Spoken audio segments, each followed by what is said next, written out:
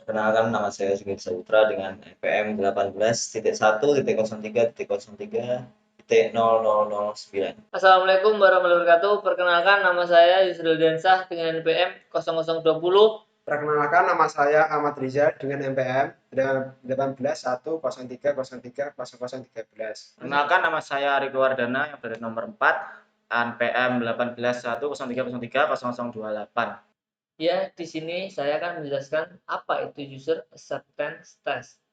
Nah, yaitu tahap final dari pengujian sistem yang dilakukan untuk menentukan apakah sistem telah memenuhi kebutuhan pengguna dan dapat mendukung semua skenario bisnis dan pengguna. Itu dari pengertian user acceptance test. Nah, yang selanjutnya yaitu ada tipe user accepting testing. Tipe-tipe user accepting testing yaitu ada alpha testing, beta testing, construct accepting testing, ada regulation acceptance testing. Selanjutnya ada operational acceptance testing, dan yang terakhir black box testing. Nah, di sini saya akan menjelaskan yang pertama ada alpha testing. Nah, ini dilakukan di lingkup pengembang dan dilakukan oleh staf internal. Nah, seperti ada yang digambarnya, ini adalah software aplikasi yang sudah jadi. Nah, ini ada user yang menesting. Nah, jika aplikasinya itu sesuai, nggak ada kendala atau bug, maka aplikasinya akan siap diberikan ke customer. Nah, jika gagal, ini software aplikasinya itu akan direvisi ulang. Itu pada alpha testing. Nah, yang kedua ada beta testing. Di sini testing dilakukan di lingkungan pengguna produk. Jadi, pengguna yang menesting. Selanjutnya ada construct accepting testing. Di sini testing software yang diuji dengan kriteria tertentu yang disepakati kontrak. Jadi misal ada pengguna, user, customer, itu testingnya harus sesuai yang sudah dikontrak disepakati sebelumnya. Nah, selanjutnya ada regulation accepting testing. Nah, di sini tentu software sesuai dengan peraturan agar tidak melanggar hukum.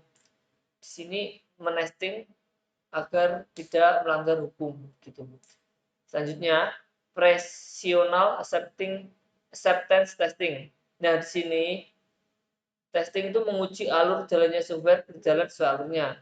Maksudnya, di sini testingnya itu menguji apakah software berjalan dengan alurnya yang sudah dibuat sebelumnya. Nah, yang terakhir, black box testing. Ini menganalisa fungsi tanpa melihat struktur internal coding, berfokus pada persyaratan software. Jadi black box testing di sini maksudnya tanpa melihat struktur internal coding, tanpa melihat coding. Jadi hanya berfokus pada persyaratan software tersebut. Nah, itu termasuk tipe user accepting testing. Oke, selanjutnya dilanjutkan oleh teman saya. Selanjutnya, tujuan UAT itu meliputi 3. Pertama, fungsi pertama untuk mendapatkan hasil yang efektif. Yang kedua, fungsi untuk mematuhi persyaratan sebelum dirilis atau diperbarui suatu aplikasi atau software. Fungsi ketiga, tes ini memastikan semua rencana sudah sesuai selama pengujian. Yang selanjutnya, atribut dasar acceptance testing yang meliputi 9. Yang pertama, introduction, pengantar.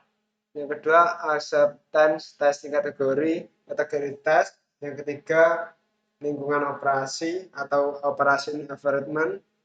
Yang selanjutnya, tes case ID kasus tes.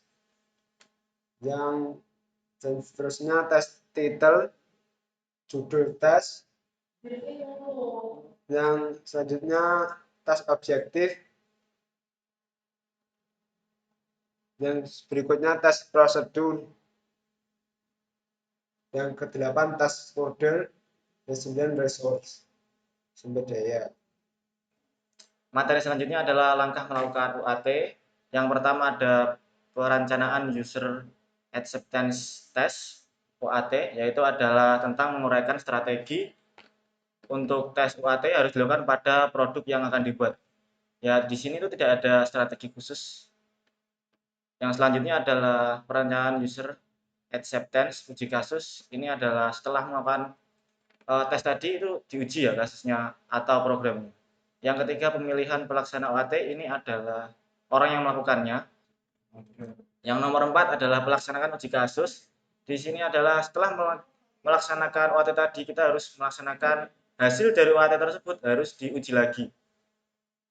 Yang selanjutnya adalah pengadministrasian yang cacat ditemukan selama UAT. Ini adalah membuat daftarnya atau list atau pengadministrasian. Yang keenam adalah menyelesaikan masalah atau bug fixing. Ini dari list yang dicatat yang pada langkah nomor 5 tadi itu kita selesaikan. Setelah diselesaikan kita dapat melakukan sign off atau keluar dari aplikasi tersebut. UAT ya. Yang pertama, mempermudah kerja software developer. Pada proses ini, semua user dari internal maupun user yang terpilih memiliki kesempatan untuk melakukan uji coba software sebelum kita rilis, ya kan. Yang kedua, menyesuaikan dengan user. Pada proses pengembangan, tentu bertujuan untuk membuat produk yang user friendly. Karena pada akhirnya user yang menggunakan produk tersebut. Yang ketiga, menghemat tenaga. Ketika menjalankan UAT testing, bertujuan untuk mengetahui apakah ada bug atau kesalahan yang tidak terlihat, apakah software dapat digunakan secara normal dan sebagainya. Dan skenario test berfungsi untuk memvalidasi bahwa seluruh sistem bekerja dengan baik.